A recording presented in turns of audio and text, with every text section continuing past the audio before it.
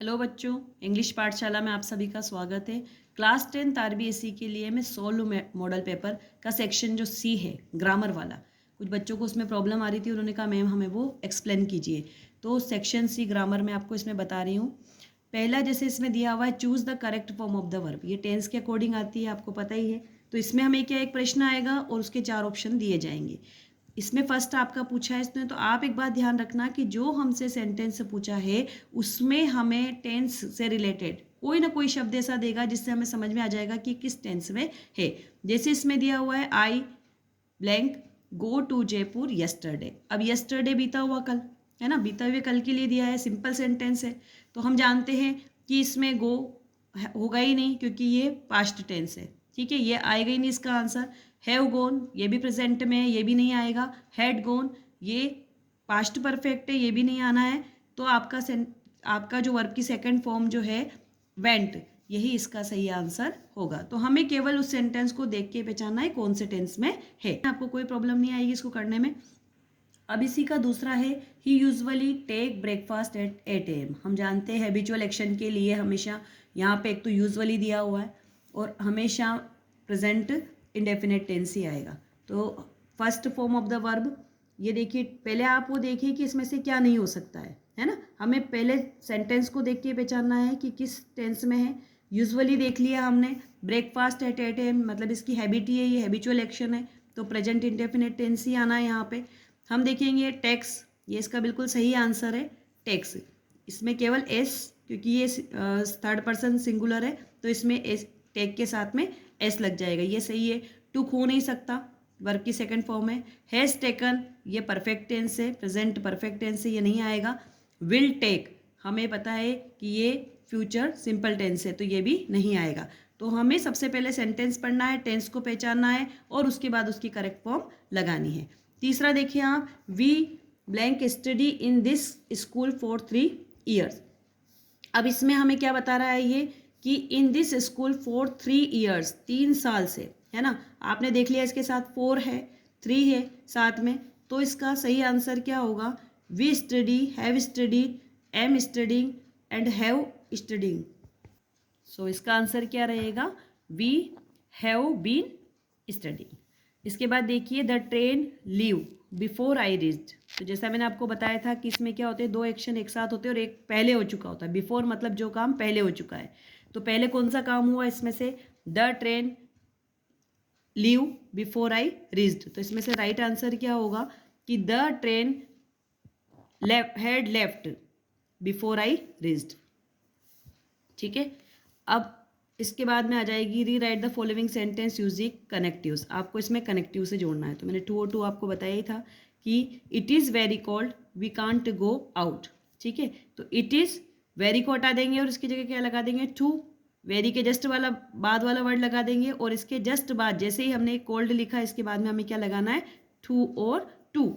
और we can't गो, ये we can not तक का जो वर्ड है ये सारा हटा देंगे और ये गो आउट हम इसी के साथ में लिख देंगे। मैं पहले भी बता चुकी हूँ आपको, इस तरह से वेरी और जो नेगेटिव वाला वर्ड है वो हटा के टू और टू का प्रयोग करना है। इसके बाद में ही सेल्स मैंगोज, ही सेल्स ऑरेंजेस। अब देखेंगे पहले कि दोनों में सेम पोर्शन कहाँ तक है ना। दोनों सेंटेंस में हमें बोथ एंड से जोड़ना है इसको। तो ही सेल्स और ही सेल्स एक जैसा है, तो दोनों में से एक आगे वाला लिख लेंगे ही सेल्स। इसके बाद हम जस्ट बाद में लगा देंगे बोथ, फिर मैंगोज एंड ऑरेंजेस। और ये जो एक जैसा पार्ट है, क्योंकि जो करता है वो समान है, इसलिए हमने इसको हटा दिया, है ना। तो he sells both mangoes and oranges. ये आपको वहाँ भी ध्यान रखना है कि जो समान है, एक जैसा सब्जेक्ट जहाँ तक समान है उसमें से केवल एक ही को लिखना है। तो हमने पहले वाले को लिख लिया, फिर बोथ लगा दिया, फिर क्या? मैंगोज एंड ऑरेंजेस, और फिर इसको लिखने की आवश्यकता नहीं है। She is very small, she can't lift it, और इसको जोड़ना किससे? सो दैट से। तो शी इज सो, वेरी को हटा के क्या लगा दिया? सो स्मॉल, और इसके जस्ट बाद में क्या लगाएंगे? That. She can't lift it, इसको ऐसा कैसे ही उतार देना। इस तरह से ये आपका सेक्शन सी के इतने सारे जो क्वेश्चन है कनेक्टिव्स तक के वो मैंने कंप्लीट कर दिया। अब इसमें join the sentence using relative pronoun, इसमें हुज से कनेक्ट करना है आपको। तो the boy is going on the road, whose his father gave you this letter. कैसे कनेक्ट करना है मैंने अभी बताया, रिलेटिव प्रोनाउन के वीडियो में बता चुकी हूँ मैं कि ये सेंटेंस आप ऐसा कैसे उतार देंगे, the boy is going on the road, whose को बीच में जोड़ दिया, दोनों के बीच में हमें वर्ड जो जोड़ना है रिलेटिव प्रोनाउन वो जोड़ दिया। इसके बाद हिज फादर का कनेक्शन किससे है, द बॉय से, तो हमें आवश्यकता ही नहीं, हमने लिख ही दिया the boy is going on the road whose father gave you this letter. पीछे का जो है हिज को हटा के यहाँ पे लिख दिया हमने whose father gave you this letter. ये बहुत आसान है, इसको आराम से आप कर सकते हो।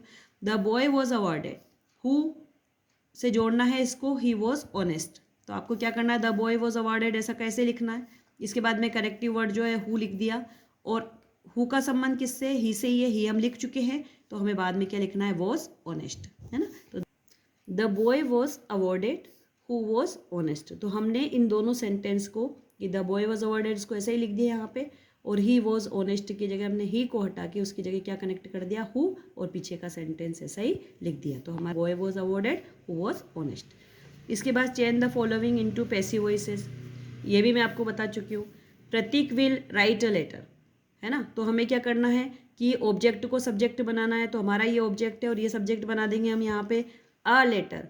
हेल्पिंग वर्ब भी आ जाएगी विल, तो क्या लग जाएगा साथ में, विल बी, और वर्ब की थर्ड फॉर्म, राइट की जगह क्या हो जाएगा, हमेशा हमें पता है कि पैसिव में वर्ब की थर्ड फॉर्म का यूज़ होता है, और बाई लगा के हम क्या कर देंगे, प्रतीक जो हमारा सब्जेक्ट था उसका ऑब्जेक्ट बना देंगे। तो इस तरह से प्रतीक विल राइट अ लेटर, तो हमने ऑब्जेक्ट को बना दिया सब्जेक्ट, हेल्पिंग वर्ब के साथ लगा दिया बी, राइट जो वर्ब की थर्ड फॉर्म लगा दी रिटर्न, बाई लगाकर हमने हमारा सब्जेक्ट लगा दिया।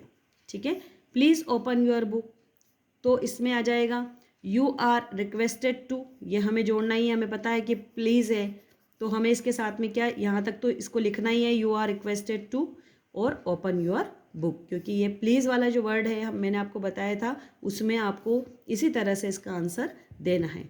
इसमें आपसे frame question of the following words पूछा है। अब फ्रेम क्वेश्चन में क्या हो जाएगा, how did I cross the river, है ना, हमारे सामने ये आंसर है, ये तो प्रश्न बनाना है हमें, और आंसर क्या दिया हुआ है इसमें, I crossed the river by boat.